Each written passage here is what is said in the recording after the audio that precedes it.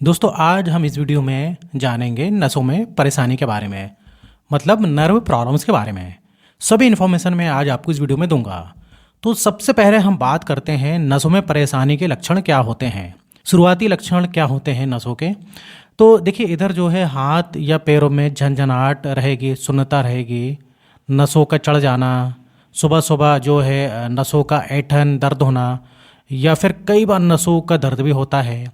आपको बहुत ही ज़्यादा थकान या कमज़ोरी ऐसा लगेगा, और इसके अलावा हो सकता है कि हल्का सिर दर्द भी आपको रहे। आपकी याददाश्त में भी थोड़ा असर पड़ सकता है, और कभी कभी ऐसा भी होगा कुछ कुछ चीज़ें आप भूलने लगेंगे। इसके अलावा जो आपका मानसिक जो संतुलन होता है, या फिर हम बोलें तो जो सोचने की क्षमता होती है, उस पर भी काफ़ी असर पड़ता है। इसके अलावा देखिए हो सकता है कि आपको काफ़ी बार चक्कर भी आ सकते हैं, आपको कम दिखाई देना ऐसा भी हो सकता है। और कई बार पुरुषों में जैसे कि ऐसा भी हो सकता है कि उनको जो है यौन रोग जैसे कि ईडी इरेक्टाइल डिस्फंक्शन जैसी शिकायत भी हो सकती है। तो देखिए इधर हम बात कर लेते हैं कि नसों में कमजोरी के मुख्य कारण क्या होते हैं, या फिर हम बोलें तो नसों में कमजोरी क्यों हो जाती है।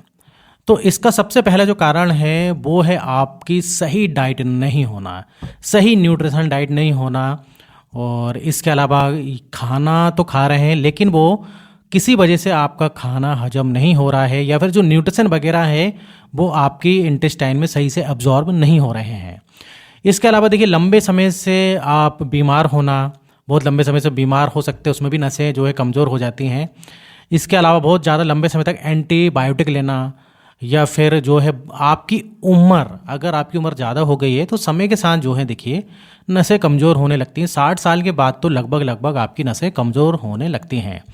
इसके अलावा देखिए प्रेगनेंसी में भी नसें कई बार कमज़ोर हो जाती हैं, या फिर आप बिल्कुल भी एक्सरसाइज नहीं करते हैं, बैठे बैठे आपका काम है, तो उस कारण भी आपकी नसें कमज़ोर होती हैं। इसके अलावा देखिए कभी कोई मांसपेशियों में चोट या कभी मसल्स में चोट लगी है, उससे भी हो सकता है। और या आपको खून की कमी हो, एचबी कम हो, हीमोग्लोबिन कम हो, एनीमिया की शिकायत है, तो उससे भी नसों में कमजोरी आपकी आ सकती है। इसके अलावा आप बहुत ज़्यादा स्ट्रेस लेते हैं, चिंता करते हैं, या फिर नींद पूरी नहीं होती, नींद की कमी से भी हो सकता है। तो देखिए अब हम बात कर लेते हैं किन लोगों को बीमारी होने की संभावना सबसे ज़्यादा होती है। तो सबसे पहले बात करते हैं महिला।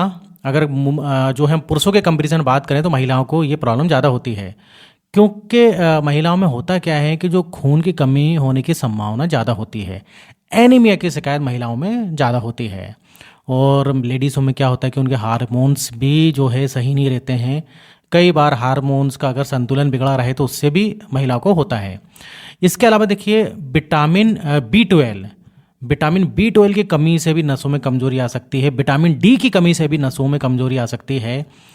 अब देखिए इसके अलावा जिनको डायबिटीज़ है, तो देखिए डायबिटीज़ वालों के साथ ज़्यादा प्रॉब्लम है। जिनको डायबिटीज़ होती है ना, तो उनकी भी समय से पहले नसें कमज़ोर होने लगती हैं, यहाँ तक कि आंखों की रोशनी भी कमज़ोर होने लगती है शुगर वालों को। अब इसके अलावा आईबीडी की प्रॉब्लम है तो उसमें भी हो सकता है। और इसके अलावा कोई किडनी की बीमारी है, कोई लीवर की बीमारी है, या फिर आपको टीबी है, एचआईवी है, तो उसमें भी नसों में कमजोरी आ सकती है। इसके अलावा अगर आपको जो है थायराइड की प्रॉब्लम है तो थायराइड में भी नसें कमज़ोर हो सकती हैं। और इसके अलावा आप बहुत ज़्यादा अल्कोहल लेते हैं तो अल्कोहल के कारण भी आपकी नसें काफ़ी कमज़ोर हो जाती हैं। तो इधर अगर आप अल्कोहल को छोड़ दें तो बेहतर रहेगा। अब हम बात करें नसों की परेशानी में, नसों में क्या होता है, नसों के अंदर क्या होता है। तो देखिए जैसे कि आप जानते हैं कि जो हमारा जो बॉडी है उसमें सभी जगह नसें फैली हुई हैं, और उसका डायरेक्ट जो सिग्नल होता है वो ब्रेन से होता है। अब देखिए जो नसों का जो अंदर का जो स्ट्रक्चर होता है, उसमें जो नर्व्स के अंदर का जो स्ट्रक्चर होता है, तो उसमें क्या होते हैं, न्यूरॉन्स होते हैं जो कि नर्व कंडक्शन में हेल्प करते हैं। और इसके ऊपर आप को पता होगा कि जो माइलिन शीथ होती है, नसों के ऊपर जो एक माइलिन शीथ होती है, जो कि उसी तरीके से होता है जैसे कि बिजली की केबल आपने देखी होगी, बिजली का तार अंदर रहता है, और ऊपर एक रबड़ की जो कवरिंग होती है उसको माइलिन शीथ इधर पर बोला जाता है। तो देखिए अब होता क्या है कि जो माइलिन जो शीथ है वो डैमेज होने लगती है, और अगर माइलिन शीथ आपकी डैमेज होने लगेगी तो आपकी जो नसें हैं वो कमज़ोर होने लगेंगे। अब देखिए जब ये माइलिन सी डैमेज होगी तो आपको झंझनाहट जैसा एहसास होगा। और देखिए इसका अगर आप सही समय पर इलाज नहीं कराएंगे तो ये और भी ज़्यादा डैमेज हो सकती है, जिससे कि आपको काफ़ी ज़्यादा प्रॉब्लम हो सकती है। यहाँ तक कि पैरालिसिस जैसी, लकवा जैसी बीमारी भी होने की संभावना बढ़ जाती है। अब देखिए इधर हम बात करते हैं अब सबसे ज़्यादा होने वाली नसों की बीमारियों के बारे में। अब देखिए सबसे पहले तो बात करें पेरिफेरल न्यूरोपैथीज, मतलब इसमें झंझनाहट वगैरह होगा, नंबनेस होगा। इसके अलावा साइटिका होगा जिसमें कि आपके पैर में टिंगलिंग नंबनेस जैसा होगा। इसके अलावा देखिए आपको टाइनेटाइटिस होगा जिससे कि कानों में घंटी बजना। इसके अलावा एपिलेप्सी, मिर्गी की बीमारी। इसके अलावा cerebral palsy, Bell's palsy, Parkinson disease. इसके अलावा मल्टीपल स्क्लेरोसिस। इसके अलावा अल्जाइमर डिजीज़। इसके अलावा डिप्रेशन। इन सभी की जो है आपको प्रॉब्लम हो सकती है अगर आपको नसों की बीमारी है तो। अब हम बात करते हैं नसों की कमजोरी दूर करने के लिए आप क्या क्या खा सकते हैं, कौन सी डाइट आप ले सकते हैं, तो जैसे कि आपको इस प्रॉब्लम से आराम मिल सके।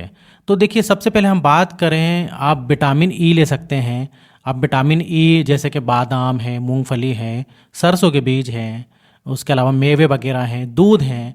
इसमें क्या होता है कि विटामिन ई जो अच्छी खासी क्वांटिटी में रहता है। अब इसके अलावा हम बात करें जिंक। अब जिंक में जैसे कि साबुत अनाज हो गया, फलियाँ हो गए, मछली हो गई, मीट, अंडे, ये भी जो है ले सकते हैं, इससे भी काफ़ी अच्छा जिंक मिल जाता है। इसके अलावा कैल्शियम वाले आपको जो है लेना है फूड, जैसे कि पनीर, दही, दूध, सोयाबीन, तो ये भी काफ़ी सही होते हैं। इसके अलावा विटामिन सी लेना है, जैसे कि नींबू, संतरा, कीवी, अमरूद। ये क्या करते हैं कि नए सेल्स बनाने में काफ़ी मदद करते हैं। इससे क्या होता है कि आपकी नसें भी मजबूत होती हैं। इसके अलावा हरी पत्तेदार सब्जियां लीजिए, जैसे कि पालक, सरसों का साग, मेथी, बथुआ, अरबी, सहजन। तो इस प्रकार से जो है हरी सब्जियां आप ले सकते हैं, जिससे कि आपको बहुत ही अच्छा जो है नसों में फ़ायदा मिलेगा। अब हम बात करें नसों में परेशानी के लिए कौन कौन सी जांच करवाएं, कौन कौन सी इन्वेस्टिगेशन करवाएं। तो देखिए इसके लिए जो है आपको सबसे पहले CBC करवाना है, कंप्लीट ब्लड काउंट। और इसके अलावा होता है ESR। और इसके अलावा देखिए आप ESR के अलावा विटामिन B12 का टेस्ट करवा सकते हैं, और बहुत ही ज़रूरी टेस्ट है विटामिन B12। और इसके अलावा आपको विटामिन D का टेस्ट करवाना है, कहीं इसकी कमी तो नहीं है।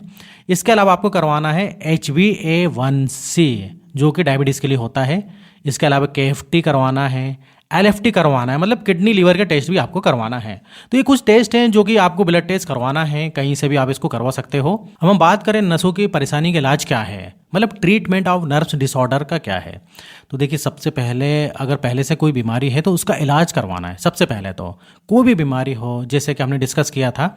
इसके अलावा जैसे कि आप विटामिन B12 की टैबलेट ले सकते हैं, विटामिन B12 के इंजेक्शन ले सकते हैं, जैसे कि न्यूरोबियन टैबलेट आती है, न्यूरोकाइन टैबलेट आती है, इनके इंजेक्शन भी आते हैं, तो ये भी आप ले सकते हैं डॉक्टर द्वारा। अब इसके अलावा देखिए आपको विटामिन D की टैबलेट लेना है। विटामिन D की टैबलेट आती हैं, विटामिन D के सेसे आते हैं, कैप्सूल भी आती हैं, जिसको हम कोले कैल्सीफेरॉल भी बोलते हैं। विटामिन D3 होता है। अब सेसे जो होता है या जो मेडिसिन होती है वो 60 के इंटरनेशनल यूनिट में होता है, तो हफ्ते में एक बार इसको लेना होता है, तो ये भी आप ले सकते हैं। अब हम बात करें कि नसों के इलाज के लिए कौन से डॉक्टर को दिखाना चाहिए। तो देखिए इसके लिए जो होते हैं डॉक्टर वो होते हैं स्पेशलिस्ट न्यूरोलॉजिस्ट, जो कि नसों की बीमारियों वालों को देखते हैं। इसके अलावा आप चाहें तो जनरल फिजिशियन से भी कंसल्ट कर सकते हैं। तो सबसे अच्छा जो डॉक्टर होगा वो न्यूरोलॉजिस्ट होगा, जिसको आप न्यूरो सर्जन, न्यूरो फिजिशियन किसी को भी बता सकते हैं। अब देखिए इधर हम बात करते हैं नसों में परेशानी दूर रखने के लिए कौन कौन सी एक्सरसाइजेस कर सकते हैं। तो सबसे बेस्ट है कि यदि आप चल फिर सकते हैं तो शुरुआत में आप थोड़ा हल्का दौड़ें तो अच्छा रहेगा, या फिर आप वॉकिंग भी कर सकते हैं। और यदि आप जिम वगैरह जा सकते हैं, ज़्यादा नसों में प्रॉब्लम नहीं है तो आप जिम भी जा सकते हैं। यदि आपकी नसों में ज़्यादा प्रॉब्लम नहीं है तो, अगर आपकी नसों में ज़्यादा प्रॉब्लम है तो देखिए उस कंडीशन में आपको जिम नहीं जाना होता है। या फिर आप फिजियोथेरेपिस्ट से भी मिल सकते हैं। कुछ फिजियोथेरेपी भी नसों के लिए होती है जो कि काफ़ी फ़ायदेमंद होती है। तो देखिए इधर दोस्तों आखिरी में बताना चाहूँगा, अगर आपको कोई भी नसों की प्रॉब्लम है तो उसको अनदेखा ना करें, और अगर नहीं हो तो कम से कम ब्लड टेस्ट करवा लें। विटामिन B12 हो गया, विटामिन D हो गया, और एक CBC जरूर करवा लें, तो इससे आपको काफ़ी कुछ हेल्प मिल जाएगी। तो इधर मेरा वीडियो खत्म होता है। उम्मीद करता हूँ आपको काफ़ी कुछ इस वीडियो से जो है इन्फॉर्मेशन मिली होगी। और अगर आपको और भी इस टाइप से वीडियो देखना है और आपने मेरे चैनल को सब्सक्राइब नहीं किया तो प्लीज़ सब्सक्राइब आप मेरे चैनल को कर लीजिए और वीडियो अच्छा लगे तो लाइक भी कर दीजिएगा। तो फिर मिलेंगे नेक्स्ट वीडियो में, जब तक आप अपना ख्याल रखिए। धन्यवाद।